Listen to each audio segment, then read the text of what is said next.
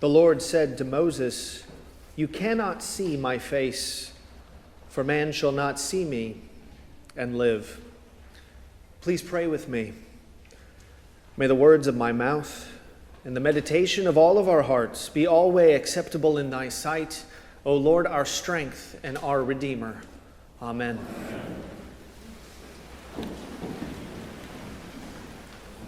If you were to go to a life coach or a business advisor for help, one of the first questions that they are going to ask you is, what are your goals? What is the thing that you are working towards? And for the Christian, our goal is quite simple, yet also profound.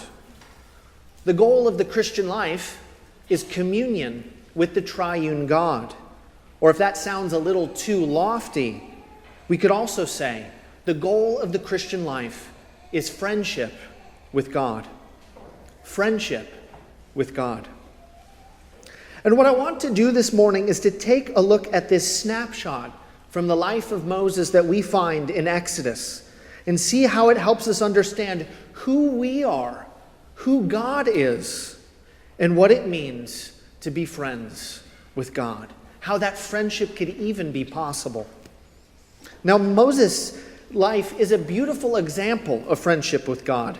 Moses' story includes ups and downs, joys and sorrows, but ultimately it is a story of friendship with God. And the reason that Moses is able to deepen his friendship with God throughout his life is not because Moses is particularly impressive, whether spiritually or otherwise. He definitely has feet of clay, but rather it's because God keeps condescending. And I mean that in the positive sense. God keeps meeting Moses in the particulars of his life. And today's story from Exodus 33 is no exception. Now, if you remember what has been happening up until this point, the big issue that Moses is dealing with is often called the golden calf incident. This is where the people of God have become impatient because Moses has taken a bit too long to come down the mountain. And so Moses returns to find the people worshiping a golden calf. So Moses goes to Aaron, his right-hand man, and basically says, "I leave for 5 minutes. What the heck happened?" And Aaron's description of what happened is similar to what a teenager says to his parents when they find beer cans in his room. It says, "I don't know. The cans were just there."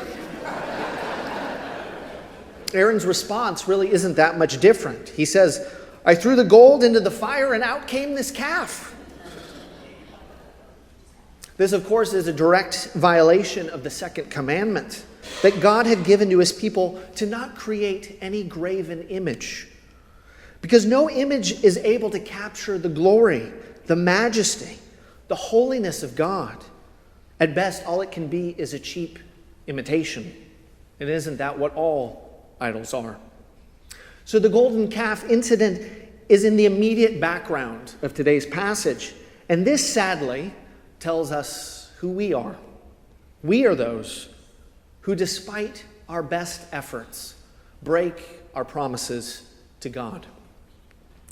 And now, in the passage we have before us today, Moses is basically negotiating with God. He's trying to figure out a way forward between God and the people after they have sinned against him, after they have betrayed his trust. And in the verses right before today's reading, God has told Moses that he is no longer going to travel with them to the promised land. He sort of tries a compromise. He tells them that he will send his angel to go with them, but he himself will not go with them. And what's amazing about this is that God doesn't throw the whole deal away. The people have not been able to keep the 10 Commandments for even 10 minutes. But he still keeps his word to give them the land that he promised. But Moses pleads with God. He even tells him that even if they get that land, but God's presence doesn't go with them, it's not worth it. And if the goal, as I have said, of the Christian life is friendship with God, that makes perfect sense. So all that we have said so far is to set us up for the amazing dialogue between God and Moses. We could even call it a prayer. Moses' prayer to God and God's response.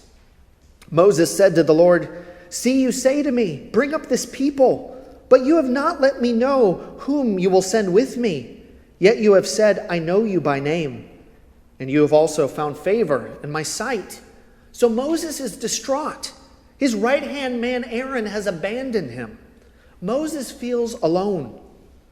And not only has Aaron failed him, but now God is going to leave. How am I going to get these people to the promised land?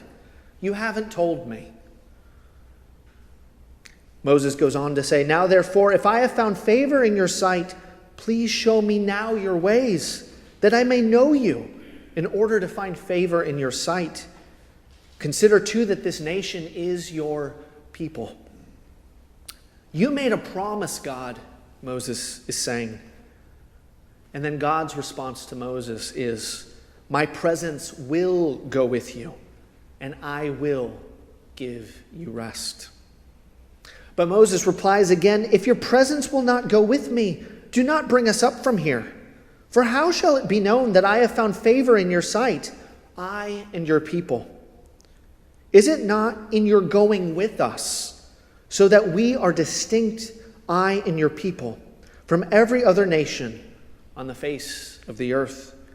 Moses is saying again, if you're not going to go with us, it's not worth it. It's your presence that makes us unique. It's your commitment to be our God that makes us who we are. And the Lord said to Moses, "This very thing that you have spoken, I will do. For you have found favor in my sight, and I know you by name."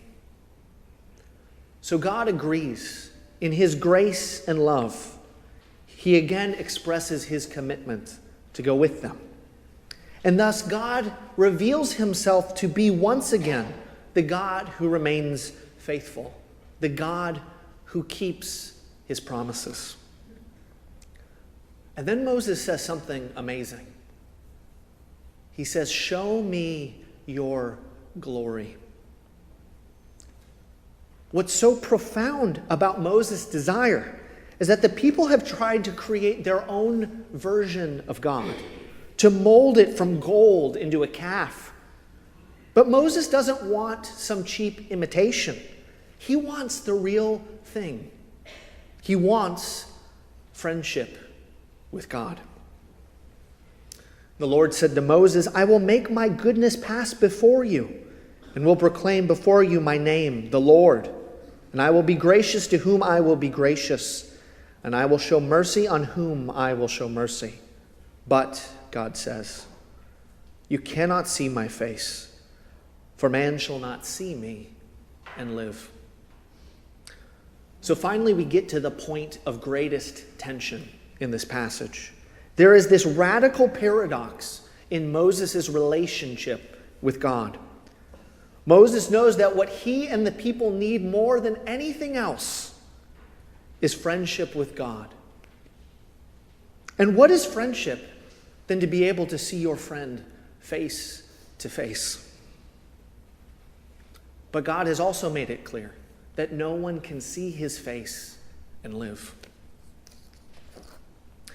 Because, as Moses will say in the next chapter, Moses knows that despite his best efforts, he is a sinful man.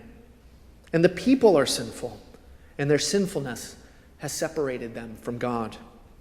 Or as the prophet Isaiah will later say, "Woe is me, for I am a man of unclean lips, and I dwell among a people of unclean lips."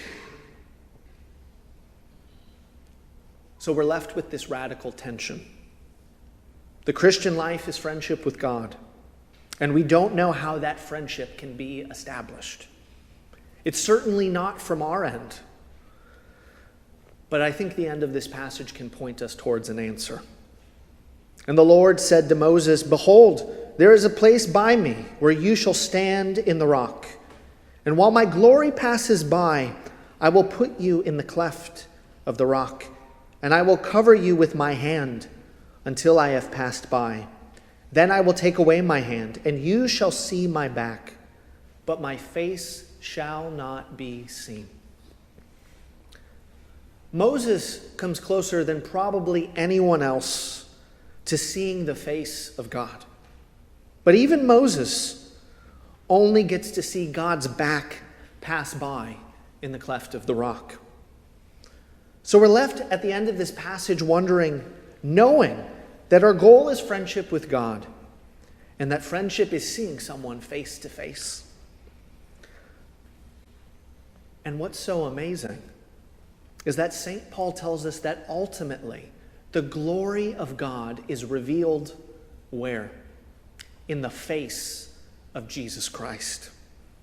Not ultimately on Mount Sinai, not in the cleft of the rock, but in the face of Jesus Christ. Eugene Peterson, in his translation of John chapter 1, says, "The Word became flesh and moved into the neighborhood." With the coming of Jesus, the glory of God is no longer a mystery. It's not something that cannot be seen, but rather God's glory, his presence, is something that has come near to us in Jesus Christ. And because Jesus is fully God and fully man, perfect, sinless in himself, he is able to be a better negotiator, a better mediator between God and the people than even Moses was. And so the good news of the gospel is that friendship with God is now possible. And not even just possible, it has been established. We can now see God face to face. We can see God and speak to him as a friend in Jesus Christ. Amen.